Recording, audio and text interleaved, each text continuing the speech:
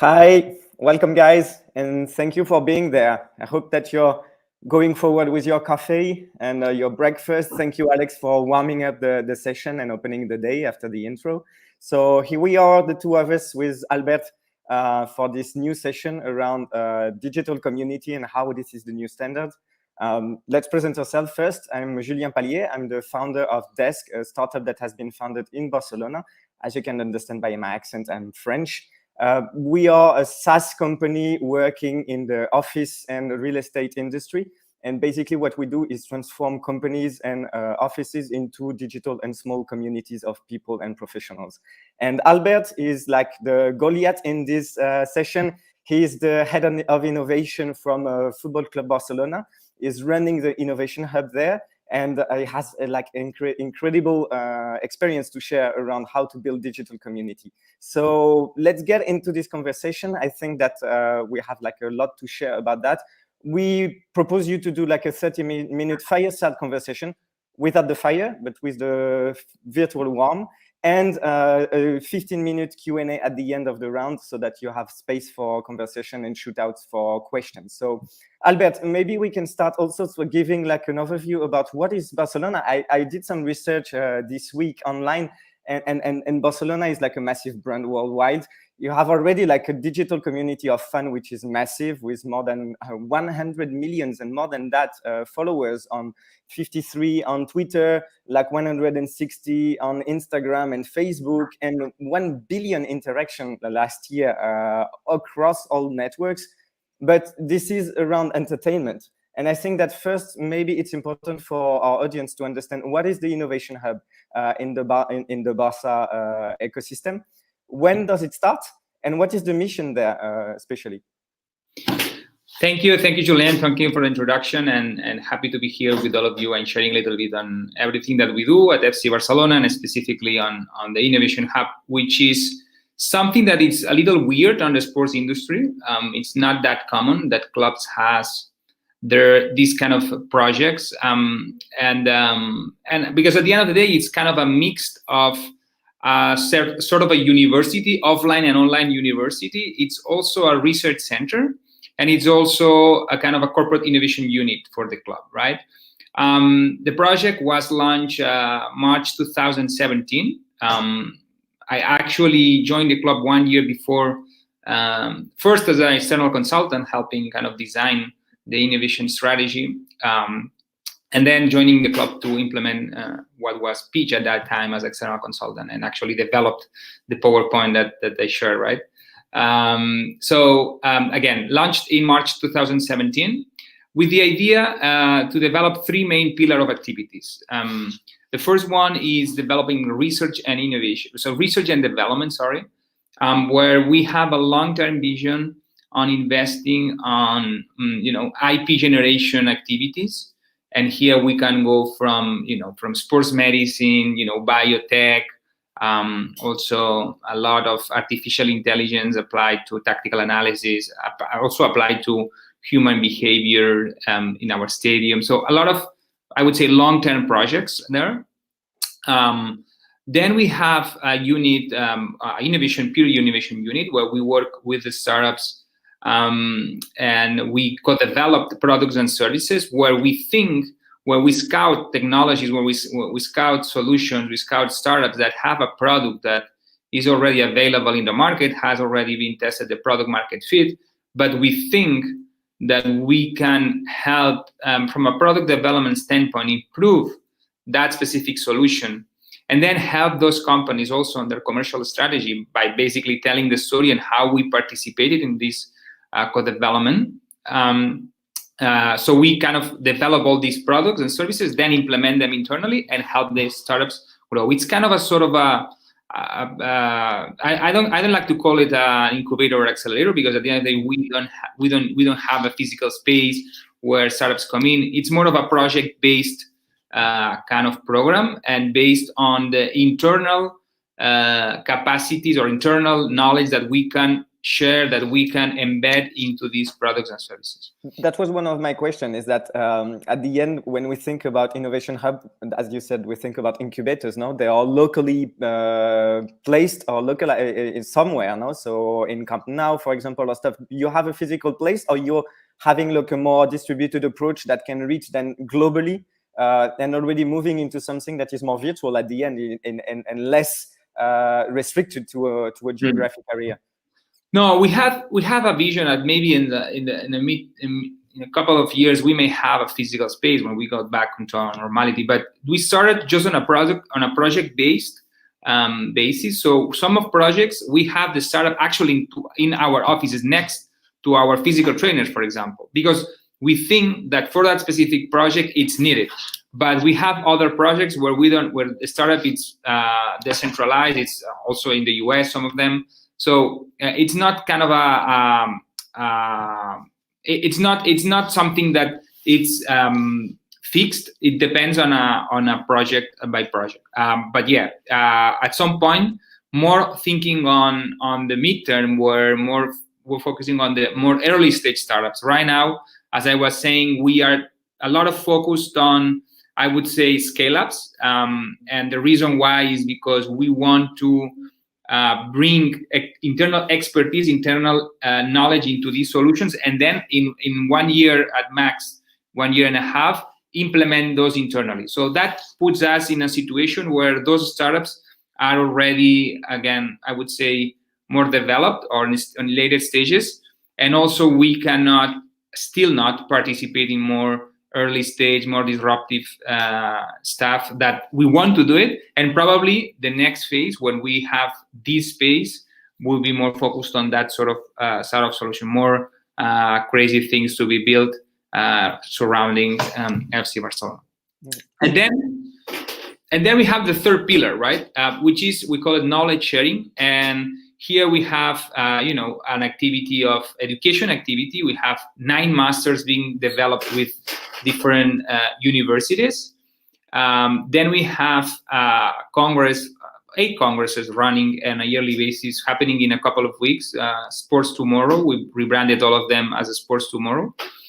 And then we have a purely strategic focus on bringing all that into a digital platform. So we started as an e-learning platform, but with the vision to transform that as a digital space to be to have where the professional of sports have the possibility to exchange expertise, to exchange knowledge, to educate themselves, to have access to specific insights that FC Barcelona can share, but also that third parties can share.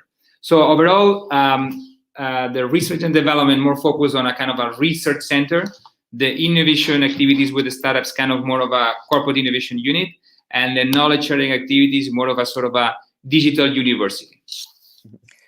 From what I've seen, you had also like a proposal of a program and schedule of conferences, no, over the year. That was spanning across the agenda. Is this something that's you're gonna switch completely online also due to COVID, but also as a way to reach out to more people? What COVID has changed for you in terms of how you operate? I mean, from a Barcelona Innovation Hub perspective, we were already a little bit kind of flexible on work from home and being in the offices, but my team is kind of completely adapted fast to that. On the activities that we developed, we had a strong focus from the beginning on making everything digital. So our digital platform, is one of the key strategic projects, and where we kind of have more people working on. So that even the COVID in that specific aspect helped us. So we increased revenues in that aspect. So we got apart from that, education is kind of counter-cycle. And also the fact that it was already fully native digital, everyone kind of were excited to join the platform. But let me emphasize one thing, because I think it's important, also linking to the title of the conversation. If you think about it, what we do at Barcelona Innovation Hub is actually having different sort of activities with an audience that is not kind of the traditional fan, where we have the digital department working a lot on how we can build a value proposition for them that goes beyond watching our matches. And we have a team that is developing that with its challenges and its difficulties. We actually instead work with the professionals of I would say the people, the audience that is willing to have a rational connection with the brand. And that rational connection with the brand, with Barca brand, is related to knowledge. And what we manage, our intangible asset that we manage, and we try to keep developing, sharing it, and then putting a platform from third parties to actually start interacting on the transaction of this knowledge, right? And that's kind of the vision that we are pursuing here. And do you think it's harder to get professional to jump into this proposal in terms of interacting in a more virtual way? Are they as digital as the B2C or the more entertainment side of the activity of the club? To be honest, we saw that at the beginning when we launched this 3 years ago, it was just an intuition. To be honest, it was okay. People want to know what FC Barcelona has to say on medical services. FC Barcelona has to say on physical trainer. FC Barcelona has to say on coaching player. We developed the best player in history, so people want to understand how we did it, right?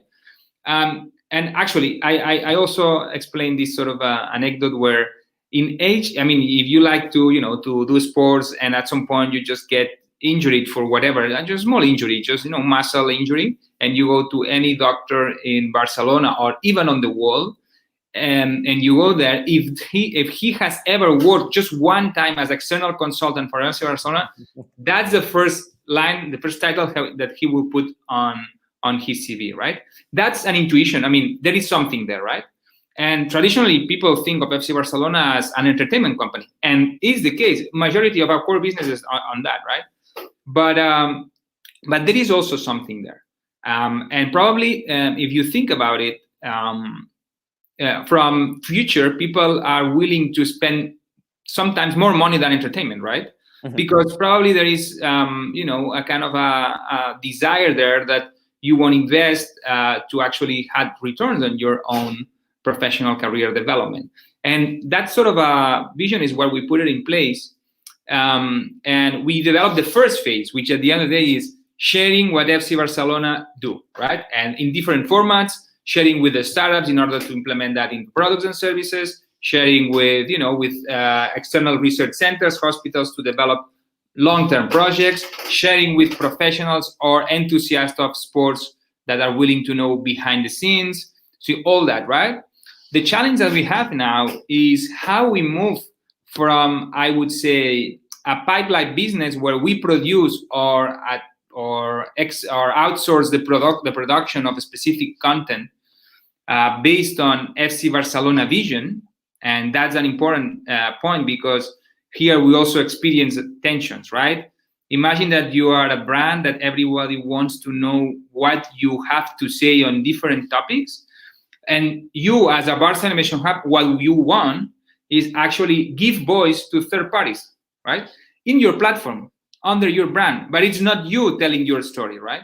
So this tension in between, and on top of that, having a huge media exposure where everything can be, misunderstood, with everything can be, used at some point to create some debates on specific topics that are on the newspapers every day, right? But this is our vision, and we want to follow that. But we have to manage it, right? So in order to do so, again, we started with a bunch of e-learning, right? So e-learning for us was easy because it was easy. It was difficult to produce. At the end of the day, producing content, it's tough and it's not easy and it's expensive. But at the end of the day, we control that, right? And we are able to, to generate recurrent revenues that are coming back to the project, and we can grow organically right now. Instead of starting to say, okay, kind of the Coursera approach, or rather the Udemy approach, where everyone can start building their own educational content with specific guidelines, we decided to start with two parallel projects and keeping from now the education kind of premium fully curated, manually curated for FC Barcelona professionals. So still us, we're going to be producing the content. But on the content, on freemium content that we are willing to share, I mean, we are writing articles on a weekly basis, sharing not only what projects that we have, but also trends that we detect, success cases that we like, interviews with professionals. And this till now has been produced, again, also internally with a network of writers that we like and that they understand the FC Barcelona positioning in many different topics. But what we want to do is open this up, right? And we are right now launching a kind of a call for contributors where, different professionals or enthusiasts of the sports will start to be able to publish their opinions, their views, their projects, their expertise into a specific section of a community voice section on the platform, right? That's it's a really good analysis, no? If we can put it forward, it's like 3 different steps, no, into building a digital community. Is from going to the transactional, no? I can actually sell something to I transform myself as a brand in a media company, and I think we have a really good example, the one that you just said about Barca. If we look at other iconic example like Red Bull, how they transform themselves into a media company, into the sport entertainment section too, or even LRO with this event company that will talk later into the afternoon, no? And now it's going into nearly a social network, no? Is it if I cannot or don't want to produce only content myself, no? It's in a push model. I want to enable all my community to be able to provide, no, and to participate into that, and I will scale. No, this is the only way to really scale massively in terms of interactions, which is a challenge that you're talking about. No, I just don't want to be a producer. I want everybody to be a producer. But as you say, I think the next challenge is then how do you engage? How do you curate?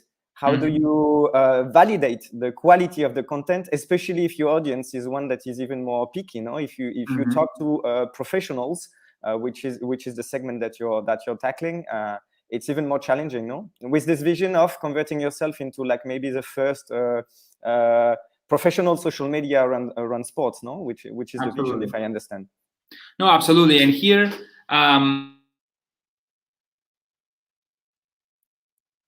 I think maybe we had like a lock. Oh, sorry. Yeah, you're back. Yeah. Back here. No, absolutely. I was saying that if you go right now to the BarcelonaInnovationHub.com, you will see content, and this is made on purpose till this first phase. You will see purpose that is, I would say, deeper than traditional, inspiring content on sports. It's content that is based on, on papers that has been published, on projects that are, up and running, but we go deep on the details. And why we do that? Because for us, at this first phase, was important to gain credibility internally and externally, right? It's saying, look, with that platform, you are having access to a content that is going inside the club. So you are having exposure on what's happening on a day-to-day, and you want to have details, right? And if you want to know more, you will be able to actually connect with us and interact with us. But first, we are, putting these messages abroad saying, look, we are opening up ourselves because we want to empower people, we want to empower institutions, we want to empower startups, professionals, students. And our challenge at the beginning was, okay, but we want to be kind of a forward-looking, more of a inspiring content. And right now we are making this transition. But for us, was really important to at the beginning have this more deep content production space where everyone sees Barcelona Innovation Hub, kind of a place where all these different audiences. And especially the specialists of the sports who are really picky on because at the end of the day they make a living of their expertise, of their knowledge. So you have to be, you have to position it yourself as a space where you also kind of a strong curation and a strong kind of positioning on knowledge and sports. In terms of the audiences, which I think is also important because here we manage also different intentions, we like to say that our main asset is knowledge, but we develop products and services, digital products and services for three type of sub audiences. The ones that we call the specialist, and here is intersection between science and sports. Then we have the managers, and here we have the intersection between business and sports. And then we have a third pillar, which is can come from one of the two audiences, which is the tech and innovator. At the end of the day, is those forward-looking guys willing to develop that technology applied to sports, and they can come from being an specialist, being a deep physical trainer that has a lot of expertise on training top athletes, or it can be a manager that just was managing whatever department of a company and right now just started their own business, right? With these three audiences, you will see that also we are facing, a challenge on how we balance them out, not only the products, but also the positioning, right? We have to be able to personalize the platform for, I'm a manager, and then I just, enter there, and my experience is based on what are my challenges, what are my needs, what I actually am willing to find into the platform, right? We're working on that direction, but also we have to again manage the tensions in between producing content for a tech and innovator and producing content from a researcher on whatever university in the world. Mm-hmm. If I can do a parenthesis, I think it's a framework in the way that you're seeing it that is really like across industries. On our side, from desk, what we are seeing with our clients that are like real estate clients that implement our tools into their office building towers, or corporates that implement our tools to centralize all the services, the desk booking, the access to the restoration offering, or events, that was increasing in terms of deployment, because everybody was really willing to offer like another experience, an augmented experience of services and interactions into their space. Maybe the office tower. No? What we've seen with COVID is that there is an acceleration of trend that people are happy to do remote working and are not so keen into going back to the office in the short term, but also like the spread of the building of what was first the team building on site is now going online. And so all the companies are desperately looking at how to produce content that first will give the opportunity to the team to get back together. So building this digital community of coworkers, and then also finding a complement to that that will motivate people to get back to work on site together. So it's kind of an hybridation. And in the middle, the company is moving into the kind of steps that we explained before, which was, I provide you the necessary steps for you to work well.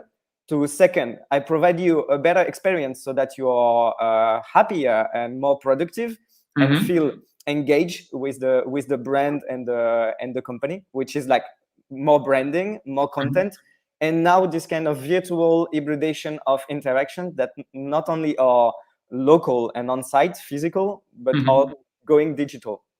And we're seeing exactly that with the segmentation also of the audience. No, it says, okay, who is my coworker? Who is will be consuming what, when, and how? No, so the platform and the technology is important. The metrics in terms of how do we engage, what is the result? All the steps that you've seen. So I think the next question is from your side, and to dig into the vision that you have and the way that you prepare that. What are the next steps, to deliver on this vision in terms of growing your digital community and making it really like impacting worldwide? No, at the end of the day, the vision, and I like to put it this simple. I know that it's simplistic and it's not. I mean, all projects has its own particularities, but in order to make it, illustrative, I would say we want to build the LinkedIn of sports, right? And that means, being the space where professional content in sports are shared, being the space where you can go and find a job on the professional sports. You can have access to specific skill sets that are willing to achieve, etc., etc., etc. Where we are now is basically diversifying the products and diversifying the sources of the production of this content. I mean, content production is expensive, and sometimes you cannot reach all the experiences and all the case studies that you want to share there, because you have not presence in every corner of the world, right? So as I was saying, we have right now, in order to build this more of a community, digital community, we have two projects. The ones that I already shared, we are opening up, the publication of content with this call for contributors. We're gonna have a community space where everyone that is previously pre-approved based on a application that he will make, he will be able to to publish recurrently their content. And then we are also opening up a sort of a space where we're gonna be having content that is not educational content, but it's more content for professionals. And here we have all our congresses digitalized and being able to access to that, all those keynotes there. We have also a lot of content that we call it kind of professional guides, where we share more in deep, the state of the art on artificial intelligence applied to tactical analysis, or we have one specific on muscle guide. All this sort of content, it's more deep, or it's content that is it's willing. I mean, it's appealing for many professionals of the sports, but it's not purely educational. And here we are also thinking, or we are starting. We already have aggregating content from other third parties, right? From other conferences, from other professionals that are willing to share that. And here we are now right now testing it, sort of a freemium model where we have content that is available specifically for for our users, content that you can pay standalone, or even, which is the next step, is you just go get a subscription and have access to all of that, right? These two projects should merge into the final community space, right? Where you have access to all the content of all other institutions that we have in our network, and you have access to all of the professionals that we have in our contributor space, right? So at the end of the day, we will have a unique space where institutions and individual professionals can have this functionality, this space, the digital space, where they can interact on a peer-to-peer, on institution to individual perspective, and so on and so forth. So that's kind of the path that we are following. And in the next year, we will be having all these two projects being implemented. For next season, probably after June 30th, we will be able to start merging the two. So I was joking when we were preparing this talk together a few days ago, saying the first sport in Spain is soccer, and the second one is talking about soccer. So so in terms of platform management and content management, I think there is strong appeal, no, for everyone that think that he has something to say or a kind of expertise into the sports, no, and maybe being the coach himself.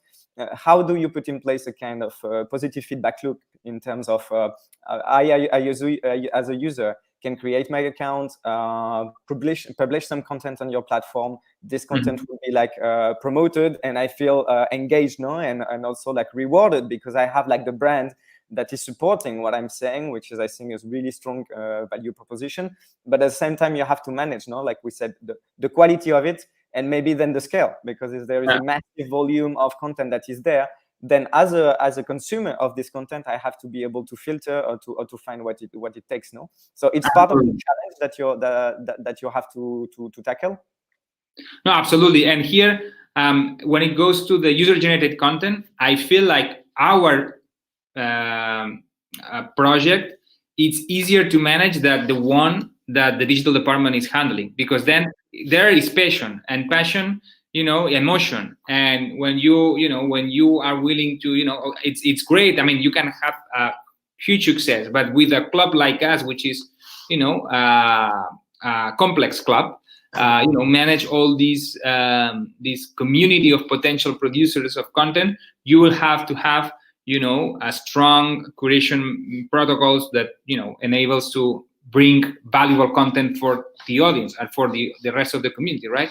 In our case, since the fact that we are looking for a rational connection with the brand based on the professional expertise, we feel that our curation is going to start with the proper, personal branding of each of the professionals, right? because they want. So if we're able to position it ourselves as a space where you can find a job, as a space where you can exchange, interesting expertise with other peers, your personal branding gonna be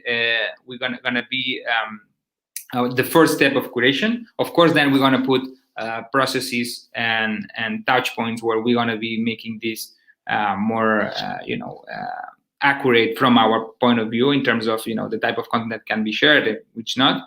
But in that specific sense, I feel like we started, and since we are already positioning, especially on everything that has to do with science and sports, right? We started with this specific space in order to gain credibility, to position ourselves as a place where there is something premium there, something that it's not just talking about football. You have to talk about space creation, space generation, how you do it, etc., etc., etc.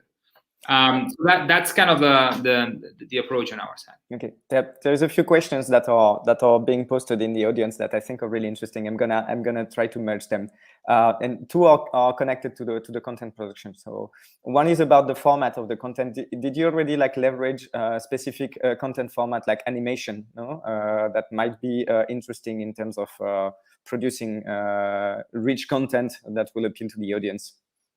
No, yeah. The formats, we're gonna start again with that, and please understand our duty. We have plenty of ideas, but we do want to go step by step, just because we feel the pressure that at some point we will make a mistake for sure, but our mistakes we can go on the press the next day, right? So we try to be, really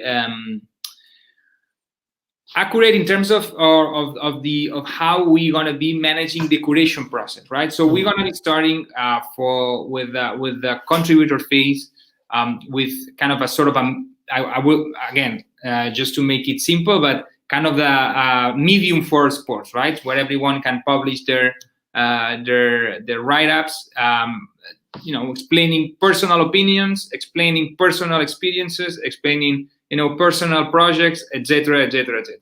That will be the first phase. Of course, we are willing to make it more and more and more diversified in terms of the formats, but we're going to be starting with that.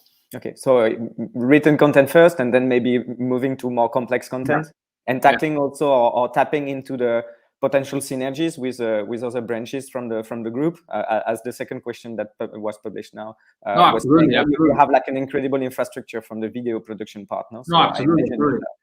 Absolutely. And here again, and here let me make the difference. What I'm saying is when the medium space is going to be the community space. The things that we produce from a pipeline perspective, so everything that we are experimenting with many different formats, with animation, with GIFs. You go to our Twitter, you go to our social media networks, you will find it. So we are willing to and explore many different formats, especially because we feel this duty to, since we already have the credibility, right now it's now to make fun of it, right? And bring new formats that are able to explain all that, in order to reach broader audiences, more the enthusiasts rather than the specialists, right? We want to reach the enthusiasts because at the end of the day, there is volume, right? So, and that's part of the party. So part of the party is basically how we're gonna be making, once we have this credibility, making all this content more fun, more attractive, with different formats that can be explored together with our Barça Studio guys, who are the production company of the club. One question that we didn't tackle, but just popped up my mind also because of my previous experience working in several countries, is when you build a community that is de facto international, probably will be yours. Have you already decided that English is key, no? Even if FCB, Football Club Barcelona, is really well a Catalan figure worldwide. So how do you manage the multi-language? It seems like something that is not core, but it's important, really important. We have right now people who sign up, or what we call our users. At the end of the day, people who at least enroll with one of our e-learning courses or products. we have more than 16,000 people with more than 130 countries. Right? Right now, everything is in 3 languages: Portuguese, Spanish. No, 4 languages: Portuguese, Spanish, English, and Catalan. When we are moving to more on the community voice, where we are right now, we're going to be focusing on English, because at the end of this, from an operational standpoint, it makes things much easier. Even though we are also aware that a lot of the football world, especially the coaches world, speak Spanish. So Spanish is a language of coaches. If you go around the world in a lot of locker rooms, even in the locker rooms of the Premier League, sometimes the Spanish is one of the main, one of the main languages used. So so here we have a challenge, but we're going to start with English, and then the idea is to transition to Spanish at some point as well. Yeah, luckily enough, maybe no, as you have a more professional audience. At least, English is a standard, no, within the collective, no. Yeah. Okay. So there was an additional question that I think is really interesting. Also, it's more from a strategic point of view. Doesn't FC Barcelona risk their competitive advantage in terms of knowledge by implementing the Innovation Hub? I think this is something where we can go a bit more into details, because this is a key point about the vision, no? Going beyond. You know? Thank you, Sarah, for doing this question, because it's one of the pillars of the vision of the whole project. I mean, we feel like the competitive advantage is about sharing, because we feel like that when you share, you are first learning from others. People can all have an opinion on what you just shared, and then internally you have pressure to keep moving forward, right? And then you can leverage also expertise from third parties. If you keep everything internally, you keep everything in-house, then you are slow. You will sometimes feel comfortable with your unique expertise, and you are not able to check your kind of developments with third parties. And here, we also see that as a way to develop, internal talent, as I was saying. As soon as we work with a startup, the 3 physical trainers that are working with the technical and the electronic engineers of the hardware that they are building, these 3 professional physical trainers that all their life has been working with top-notch teams and basically managing. Of course, they use some sort of technologies to do their development, but has never thought on how they can improve those technologies, right? So the startup mindset enters to these guys, and then keep proposing new developments. That for me is the competitive advantage, rather than just having something internally and applying a specific protocol to prevent injuries. No. In order to prevent injuries, we have to develop knowledge, we have to share it, we have to confront it with third parties, and then apply it. And if we apply it, that's good, that's great, and everyone can apply it. But the guys who are applying it are already thinking on what's next, right? So that's kind of a little bit on the vision that. Okay, and it's a good argument, no, to try to convince Leo Messi to keep being in the club, no, so you can have like a career plan in the innovation project. No, and you feel it at the end of the day is, I mean, you think about it again on the 3 pillars. Yeah, it's knowledge, but then it's talent, right? So talent that you can build. And let me give you an example, because I think it's a perfect example that closes the whole circle, right? So we have a strong vision on that data science applied to sports is one of the verticals that we have to follow. The reason why is because that specific sector within the sports industry is going to be exploding in the next years. Sports tends to be a little bit behind in terms of implementation of technologies, just because it's a particular industry where there is a lot of uncertainty on if any player scores a goal or not.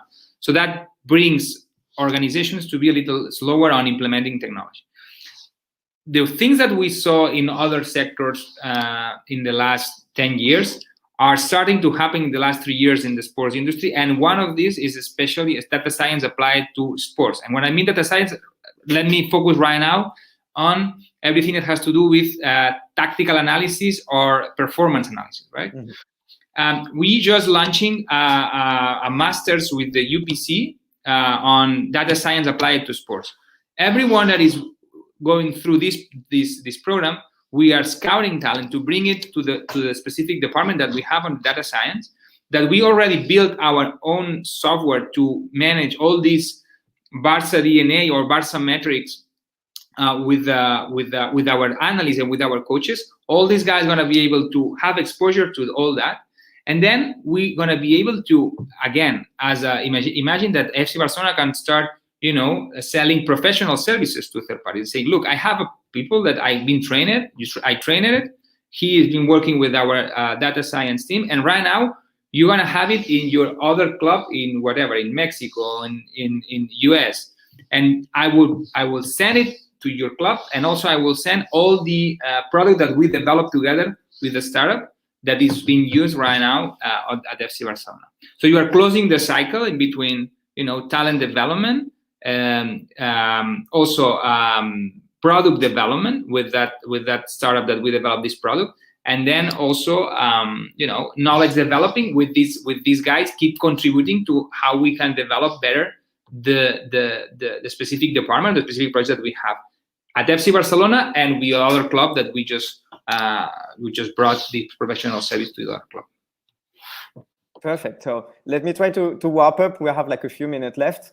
Try to wrap up our conversation with key topics to get and see if it works with you. So basically, what we discussed is that digital communities are like key, for the future of companies, and they help expand the brand well beyond geographic limits, reach a lot more engaged audience, and make them part of the whole value creation that a company or brand can have. The challenges there are defining well the audience, being able to really like make it grow and engaged through the creation of content, which at first may be something that the brand has to push by itself, but then in a positive feedback loop can be well fed and produced by the whole community. And for that, you need not only tools, but a strong strategy and vision to really break barriers, and also going well away from a single point of view that is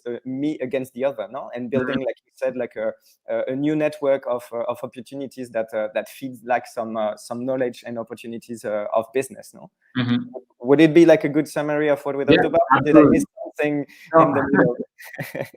I think it's a great summary, Julian. Okay, so what would be then? What's the next steps for you guys at FCB in the next 6 months and 12 months? What could we expect as a concretion of the success case? Because I think this is an incredible story that you explained. No, again, you're gonna see people. Of course, first in 2 weeks we have the Sports Tomorrow conference, and you have time and you want to check this out. sportstomorrow.fcbarcelona.com. There we have 8 tracks on the 8 main topics that we like, that we always address. It's going to be a 2 weeks conference with more than 150 speakers from around the world, from top doctors, physical trainers, nutritionists, coaches, managers, also data engineers, etc. So check it out. We're going to have Pau Gasol also having an opening keynote with all that. So that's the short term where we are now. Of course, we're gonna keep growing the digital space with with more content to be shared, and also with with more programs to get trained. On the innovation side, we're gonna be launching probably in the next months our first B2C product. We've been developing mainly B2B products, which at the end of the day make sense, because at the end of the day we are developing products for institutions like us. But we see an opportunity to, to say, look, FC Barcelona knowledge can also be embedded in a product that can be, a mass consumer product. And that's something for us is key, is strategic in terms of saying, look, Barca's knowledge is also available for everyone. And on the research side, we want to keep developing, the projects that we have, which are more, again, long-term, but we're going to be launching. So a couple of them that going to have probably media exposure, just because have been funded by the European Commission. Okay, for everyone interested in knowing more, directly to the football club website official, and link to the Innovation Hub. Fantastic. Thank you very much all.